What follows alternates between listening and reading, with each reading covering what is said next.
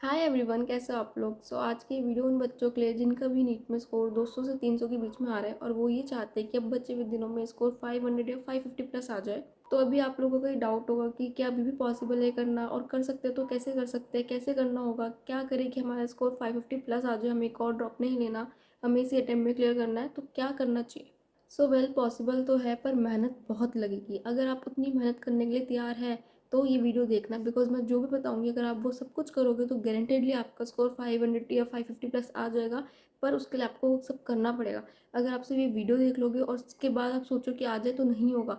करना पड़ेगा। अगर आप उतनी मेहनत करने के लिए तैयार हो, आपको इसी अटेम्प्ट में नीट क्लियर चाहिए, इसी साल आपको कॉलेज में जाना है, तो आपको वो सब कुछ करना पड़ेगा। मेहनत तो लगेगी, बिना मेहनत के नहीं मिलेगा। So if you are ready to do that much of hard work, then do watch this video. Now let's start the video.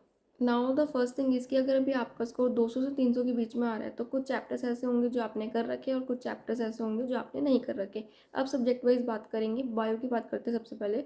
Bio में आपको एक भी चैप्टर छोड़ के नहीं जाना। आप एक भी चैप्टर छोड़ के ज़्यादा अफोर्ड नहीं कर सकते, क्योंकि आपको बायो में मिनिमम 320 स्कोर तो चाहिए, तभी आपका 500 550 तक वो पहुँच पाओगे। ठीक है, तो बायो सबसे ईजी है इस वक्त 320 स्कोर करना। अगर आप सारे चैप्टर्स करोगे ईजिली 320 तक पहुँच सकते हो। तो आपको बायो में सब कुछ करना होगा। अब बात आती है कि कैसे करें इतने कम टाइम में, अगर आपके काफ़ी चैप्टर्स रहते हैं तो सबसे पहले आप क्या कर सकते हो, वन शॉट से देखो तो। ठीक है, डिटेल वगैरह आपको नहीं देखना इस टाइम किसी भी सब्जेक्ट के लिए। अब वन शॉट भी मैं बायो में रिकमेंड करूँगी कि आप विपिन सर की देख लो, पुरानी वन शॉट्स, जहाँ पे उन्होंने बहुत कम टाइम में पूरा चैप्टर बहुत अच्छे से समझा रखा है। उन्होंने बहुत अच्छे से सारे कॉन्सेप्ट्स क्लियर कर रखे हैं, वो भी बहुत कम टाइम में। तो उस टाइम पे सबसे बेस्ट वन शॉट्स वही होगी जहाँ पे आप इतने कम टाइम में अपने बचे हुए चैप्टर्स को समझ सकते हो, ताकि आपका नीट में अच्छा स्कोर आए। तो वहाँ से सबसे पहले आप वन शॉट्स देखो, उसके बाद आपको एनसीईआरटी रीड करनी है। ठीक है, एनसीईआरटी एक बार रीड करो, प्लस आप जब रीड कर रहे हो तो कुछ पॉइंट जो आपको डिफिकल्ट लग रहे हैं उन्हें हाईलाइट कर लो, ताकि वो आपको बाद में रिवीजन के टाइम पे हेल्प करे। तो ये आपको बायो में करना है। इसके बाद आपकी बात आती है क्वेश्चन प्रैक्टिस की। तो उसके लिए आप क्या कर सकते हो, नीट इन 45 डेज वाली जो बुक है वो मेरे टेलीग्राम चैनल पर आपको मिल जाएगी अपलोडेड। वहाँ से आप लेके क्वेश्चन प्रैक्टिस कर सकते हो। ठीक है, बायो में आपको बहुत ज़्यादा क्वेश्चन प्रैक्टिस की नीड नहीं है। वहाँ पे जितने क्वेश्चन है उतना आप कर लो, और अपना जितना भी टाइम आपको मिलता है बायो को आप जितना देते हो उतना टाइम आपको रिवीजन में ज़्यादा देना है, रादर क्वेश्चन प्रैक्टिस।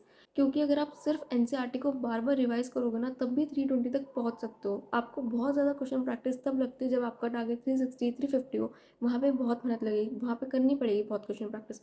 लेकिन 320 आप बेसिक एनसीईआरटी को बार बार पढ़ने से, रिवीजन करने से ला सकते हो। तो अपनी एनसीईआरटी पे कमांड बनाए रखना। एक्स्ट्रा क्वेश्चन प्रैक्टिस अभी मत करो, उतना टाइम मत दो। रिवीजन जितनी हो सकती है उतनी करो, ताकि एनसीईआरटी आपको पूरी याद हो जाए। बाकी ऐसा भी नहीं कि बिल्कुल भी क्वेश्चन प्रैक्टिस नहीं करनी है, पर चैप्टर 50 60 क्वेश्चन तो एटलीस्ट कर लेना। इससे क्या होगा, आपको स्पीड वगैरह का आइडिया रहेगा कि आपको एक क्वेश्चन आप कितने टाइम में कर रहे हो। आपकी मॉक टेस्ट की स्पीड वगैरह में दिक्कत नहीं आएगी, टाइमिंग इश्यूज़ नहीं होंगे। प्लस आपको क्वेश्चन को सॉल्व करने की आदत होगी। बाकी आप जब मॉक टेस्ट दोगे तो एनालाइज करना कि बायो के सेक्शन में क्या गलती आ रही है, किस टाइप के क्वेश्चन गलत हो रहे हैं और क्यों हो रहे हैं, और फिर उसके अकॉर्डिंग अपनी प्रिपरेशन में चेंजेस करना। तो ये हो गया आपका बायो का। बात करते हैं नेक्स्ट आपका फिजिक्स का। तो फिजिक्स में आपको क्या करना है, इस टाइम पे आपको मिनिमम 100 to 120 मार्क्स अगर फिजिक्स में लाने हैं तो बेस्ट थिंग है आपकी महाप्रलय क्रैश कोर्स। अगर आपको तमन्ना मैम का समझ में आता है तो उससे बेस्ट चीज़ अभी कुछ नहीं है जो आपको इतने कम टाइम में इतने मार्क्स आपको फेच करवा दे। तो प्लीज़ उसे कर लो, वहाँ से आपके आ जाएंगे। फिजिक्स में आपको एक्स्ट्रा खुद से कुछ भी नहीं करना। जो उस बैच में मैम करवा रही है बस वही रिपीटेडली फॉलो करते रहो। वन शॉट्स देख लो उनकी। उसके बाद जो क्वेश्चन सीरीज हो रही है जहाँ पे वो प्रैक्टिस करवा रही है, ठीक है, हर चैप्टर के क्वेश्चंस की, तो वो कर लो। एंड पीओ कर लो, बस इतना करना है। इसके अलावा आपको कुछ भी नहीं करना। बस महाप्रलय क्रैश कोर्स को अगर पूरा फॉलो कर लोगे ना इस टाइम पे भी, तो भी 100 to 120 मार्क्स आपके आ जाएंगे। इसके अलावा आपको खुद से कुछ करने की जरूरत नहीं है। बस इसी को अच्छे से फॉलो कर लो, समझ लो सारे चैप्टर्स, और जो भी क्वेश्चन हो रहे हैं उनको देखो, अप्रोच सीखो, और अपने मॉक टेस्ट दो। बस बाकी अगर इनकेस आपको ऐसा लगता है कि हमें 120 इतना नहीं चाहिए, हमें थोड़ा कम चाहिए, 70 80 चाहिए, इतना नहीं हो पाएगा हमारा पूरा सिलेबस, तो उसके लिए आप क्या कर सकते हो, ट्राई करो सबसे पहले कि जितने भी हाई वेटेज चैप्टर्स है वो आप सारे कर लो। ठीक है, और फिर लो वेटेज करो। पर इनकेस अगर आपको लगता है कि कोई हाई वेटेज चैप्टर आप नहीं कर पा रहे, या बहुत टाइम लग रहा है, आपको समझ नहीं आ रहा, कुछ ऐसा इशू आ रहा है, तो लो वेटेज वाले जो इजी से चैप्टर्स है वो तो सारे कर लो। और जो भी आपके हाई वेटेज चैप्टर्स में अगर आपको इनकेस ऐसा लग रहा है कि यार ये नहीं हो पा रहा मुझसे, तो पूरा चैप्टर मत छोड़ना। उन चैप्टर्स के इंपॉर्टेंट टॉपिक्स कर लो। हर हाई वेटेज चैप्टर्स के अंदर 3 to 4 ऐसे इंपॉर्टेंट टॉपिक्स होते हैं कि यार वहाँ से तो पक्का से एक ना एक क्वेश्चन आना ही है। तो अगर आपसे पूरा चैप्टर नहीं हो रहा, तो एटलीस्ट वो 3 4 टॉपिक्स देख लो, उनके ऊपर क्वेश्चन प्रैक्टिस कर लो, ताकि वहाँ से अगर एक या दो क्वेश्चन भी आए तो वो आप कर पाओ। तो इस तरह थोड़ा स्मार्टली कर सकते हो, तो सारा कुछ ना करके इंपॉर्टेंट टॉपिक्स कर सकते हो आप। इस तरह से आप काफ़ी सारा टाइम अपना सेव कर पाओगे। तो इस तरह से आपको अपनी फिजिक्स करनी है, सब कुछ आपको महाप्रलय से ही करना है। बाकी अगर इनकेस आपको फॉर्मूला शीट्स की नीड लगती है तो वो आपको मेरे टेलीग्राम चैनल पे मिल जाएगी अपलोडेड। वहाँ से आप ले सकते हो, उसे जाके ज्वाइन कर लेना, लिंक आपको डिस्क्रिप्शन में मिल जाएगा। तो फिजिक्स का ये सब था। Now let's come to chemistry. तो केमिस्ट्री में अगेन आपको रफ्तार सीरीज फॉलो करनी है इस टाइम पे, वन शॉट वहाँ के सबसे बेस्ट से कम टाइम में ख़त्म करने के लिए। कॉन्सेप्ट्स भी आपके वहाँ पे बहुत अच्छे से क्लियर हो जाएंगे। और अब उसी तरीके से आपको करना है जिस तरह से मैंने अभी फिजिक्स के लिए बताया आपको, वैसे कोशिश करना, पहले हाई वेटेज करो फिर लो वेटेज। पर अगर किसी चैप्टर में ऐसा लगता है कि पूरा नहीं हो पाएगा और ये बहुत डिफिकल्ट लग रहा है, तो उसका पूरा चैप्टर ना छोड़ के इंपॉर्टेंट टॉपिक्स कर लेना। इससे आप एग्जाम में एटलीस्ट उस चैप्टर के कुछ क्वेश्चन तो अटैम्प्ट कर पाओगे। तो इस तरह से आपको करना है। बाकी रही बात नोट्स की, तो आपको नहीं बनाने इस टाइम पे बिल्कुल भी। आप मेडिसी बुक से पढ़ सकते हो सारे नोट्स। बाकी अगर आपका एनसीईआरटी पढ़ने का मन है तो एक बार ही आप वन टाइम रीड कर सकते हो, और जितने भी वहाँ पे थ्योरेटिकल पॉइंट्स है जिससे एग्जाम में क्वेश्चन आ सकते हैं वो आप अंडरलाइन कर लेना, और उसको फिर बार बार सिर्फ उन्हीं लाइन्स को रीड करना। पूरी एनसीईआरटी पढ़ने की आपको नीड नहीं है। देन आपको अगेन क्वेश्चंस प्रैक्टिस करना है। नीट इन 45 डेज से 50 to 60 क्वेश्चन पर चैप्टर है, वहाँ से कर सकते हो क्वेश्चन प्रैक्टिस। तो ये सब आपको करना है केमिस्ट्री के लिए। बाकी इसके अलावा आपको फॉर्मूला शीट्स, रिएक्शन शीट्स और एक्सेप्शन शीट्स की नीड होगी, तो वो आपको मेरे टेलीग्राम चैनल पे मिल जाएगी, वहाँ से लेके आप कर सकते हो। एंड जो मेजर चैलेंज बच्चों का आता है वो ये आता है कि चीज़ें हमें याद नहीं होती। तो देखो एकदम से तो कोई ट्रिक नहीं है याद करने के, टाइम लगेगा, बट एक बार इन्हें याद कर लोगे ना तो आपकी काफ़ी प्रॉब्लम केमिस्ट्री की सॉल्व हो जाएगी। क्योंकि जो क्वेश्चन आपसे सॉल्व नहीं होते ना केमिस्ट्री में, वो रीज़न यही है कि आपको चीज़ें ही नहीं याद, आपको फॉर्मूला ही नहीं याद, इसलिए आपसे क्वेश्चन सॉल्व नहीं होता। अगर आपको फॉर्मूला आएगा ना तो आपको पता लगेगा कि यार इतने डिफिकल्ट क्वेश्चन नहीं आते जितने फिजिक्स में आते हैं। काफ़ी स्ट्रेट फॉरवर्ड क्वेश्चन होते हैं जो आप कर सकते हो। तो फॉर्मूलाज, रिएक्शंस, ये सब चीज़ें आपको याद करनी पड़ेगी, और इसका कोई एकदम से ट्रिक नहीं है। आपको 3-4 दिन लगेंगे बट उसके बाद हो जाएगा। तो एक बार एफर्ट डालो, थोड़ी मेहनत करो, फिर याद होने लगेगी।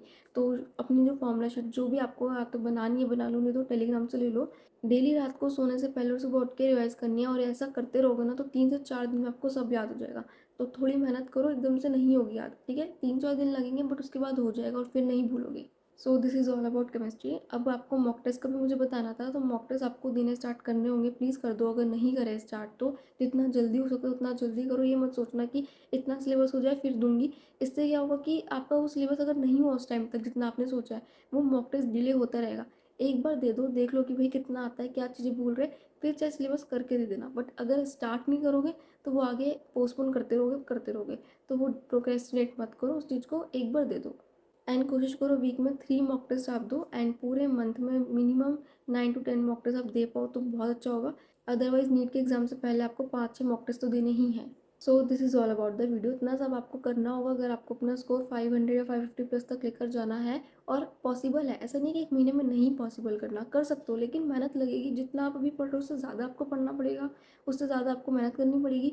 बट अगर कर लोगे तो अपना 1 साल बचा लोगे अपना। इसी साल अपने कॉलेज में चले जाओगे, इसी साल इस नीट से बाहर निकल जाओगे।